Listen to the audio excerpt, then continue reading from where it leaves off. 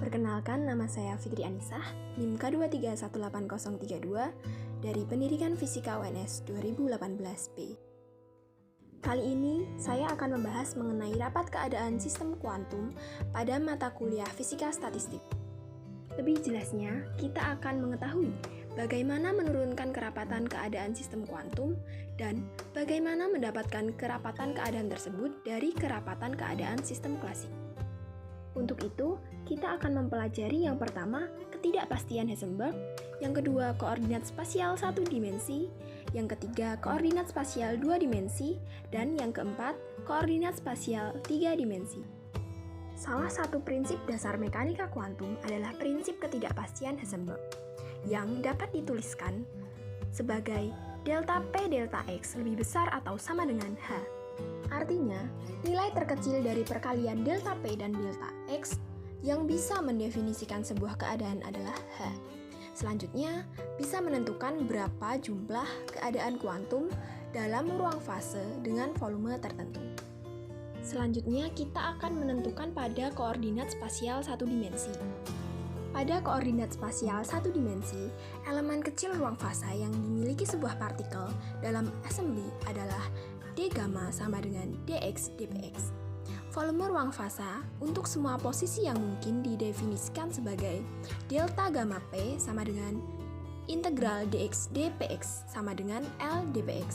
Ukuran minimum ruang fasa adalah delta gamma min sama dengan delta x dpx mendekati H, sehingga jumlah keadaan yang terdapat dalam elemen ruang fase delta gamma p adalah dn sama dengan delta gamma p per delta gamma min sama dengan L per H dpx. Dari persamaan tadi, kita dapat mengetahui jumlah keadaan persatuan volume assembly menjadi Gpx dpx sama dengan dn per L, sehingga Gpx dpx sama dengan 1 per H dpx. Kita juga dapat mendefinisikannya ke dalam variabel energi partikel dengan E sama dengan Px kuadrat per 2M, sehingga kita dapatkan Px adalah sama dengan akar 2M dikali akar E, dan dpx adalah sama dengan akar 2M dikali setengah dE per akar E sama dengan akar M per 2 dikali dE per akar E. Hasil ini kita substitusi ke dalam jumlah keadaan persatuan volume assembly, sehingga kita peroleh GEDE sama dengan 1 per H akar M per 2 dikali E pangkat min setengah DE. Kerapatan keadaan tersebut juga dapat diungkapkan dalam keadaan variabel panjang gelombang partikel dengan memasukkan persamaan dari panjang gelombang ke persamaan keadaan persatuan volume dan hilangkan tanda negatif sehingga diperoleh G lambda D lambda sama dengan 1 per H dikali H per lambda kuadrat D lambda sama dengan 1 per lambda kuadrat D lambda. Sekarang kita berlanjut ke assembly dalam kotak 2 dimensi, mana momentum partikel hanya memiliki 2 komponen saja, yaitu Px dan Py. Elemen ruang fase yang dibatasi oleh koordinat X sampai X plus Dx sampai Y plus Dy, momentum Px sampai Px plus Dpx, dan Py sampai Py plus Dpy pada assembly ini adalah d gamma sama dengan dx dy dpx dpy. Sedangkan volume ruang fasanya adalah delta gamma p sama dengan double integral dari dx dy dpx dpy sama dengan lx ly dpx dpy. Dengan ukuran minimum ruang fasa adalah delta x delta px delta y delta py setara dengan h kuadrat, sehingga jumlah keadaan yang terdapat dalam elemen ruang fase delta gamma p adalah dn sama dengan delta gamma p per delta gamma min sama dengan lx per ly per h kuadrat dpx dpy. Dari persamaan tadi, ruang momentum berbentuk persegi panjang dengan sisi-sisi dpx dan dpy. Cara lain adalah membuat elemen ruang momentum yang dibatasi oleh momentum total antara P sampai P plus dp, di mana momentum total memenuhi P kuadrat sama dengan Px kuadrat plus Py kuadrat. Elemen ruang momentum tersebut akan berupa sebuah cincin seperti gambar di samping. Nah, dari gambar di sini kita dapat mengetahui bahwa luas cincin adalah DSP sama dengan KP dP atau sama dengan 2pi P dP. Kemudian, jumlah keadaan yang terdapat dalam elemen ruang fase delta gamma P dapat diubah menjadi dN sama dengan Lx Ly per H kuadrat dikali 2pi PdP. Sehingga kita peroleh kerapatan keadaan persatuan volume 2 dimensi adalah GPdP sama dengan dN per Lx dikali Ly sama dengan 1 per H kuadrat 2pi PdP. Kemudian kita nyatakan keadaan kerapatan dalam variabel energi dengan E sama dengan P kuadrat per 2M. Sehingga kita peroleh P sama dengan akar 2M dikali akar E dan dP sama dengan akar 2M dikali setengah dE per E akar E sama dengan akar M per 2 dikali E pangkat min setengah dE. Kemudian kita substitusikan kedua persamaan tersebut ke dalam kerapatan keadaan persatuan volume 2 dimensi.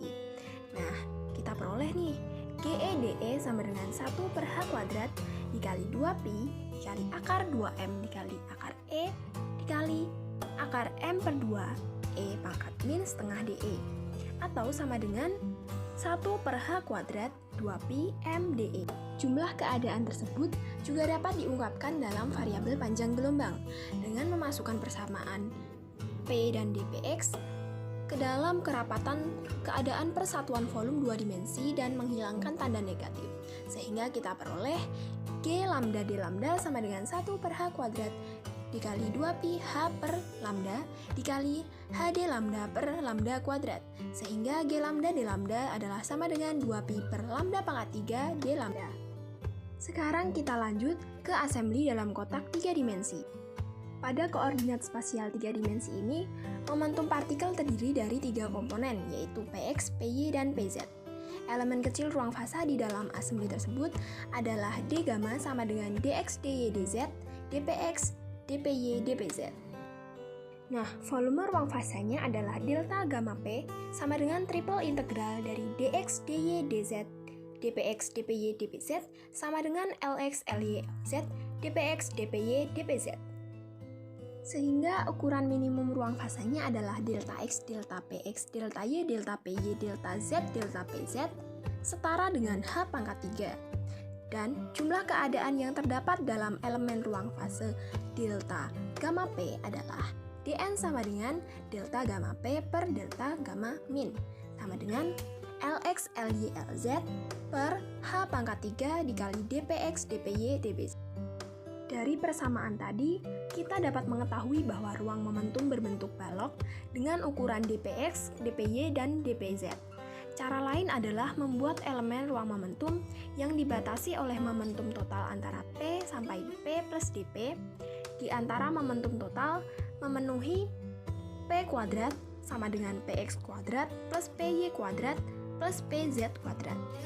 Nah, elemen ruang momentum tersebut akan berupa sebuah kulit bola seperti gambar di samping. Dari gambar di samping, volume bola tersebut adalah dvp sama dengan spdp sama dengan 4pi p kuadrat dp. Sehingga kita peroleh ungkapan lain untuk jumlah keadaan, yaitu dn sama dengan lx ly lz per h pangkat 3 dikali 4pi p kuadrat dp. Kita juga dapat mengetahui kerapatan keadaan persatuan volume 3 dimensi sebagai GPdP sama dengan dN per Lx Ly Lz sama dengan 1 per H pangkat 3 dikali 4pi P kuadrat dP. Kemudian, kita juga dapat menyatakan kerapatan keadaan tersebut dalam variabel energi dengan E sama dengan P kuadrat per 2M. Sehingga kita peroleh P adalah sama dengan akar 2M dikali akar E, dan dP sama dengan akar 2M dikali setengah dE per akar E, sama dengan akar M per 2 E pangkat min setengah dE.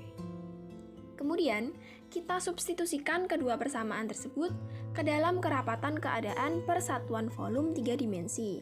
Sehingga kita peroleh GEDE sama dengan 1 per H pangkat 3 dikali 4pi dikali akar 2M kali akar E kuadrat dikali akar M per 2 dikali E pangkat min setengah dE sama dengan GE DE adalah sama dengan 1 per H pangkat 3 dikali 4Pi akar 2 dikali M pangkat 3 per 2 dikali E pangkat setengah DE.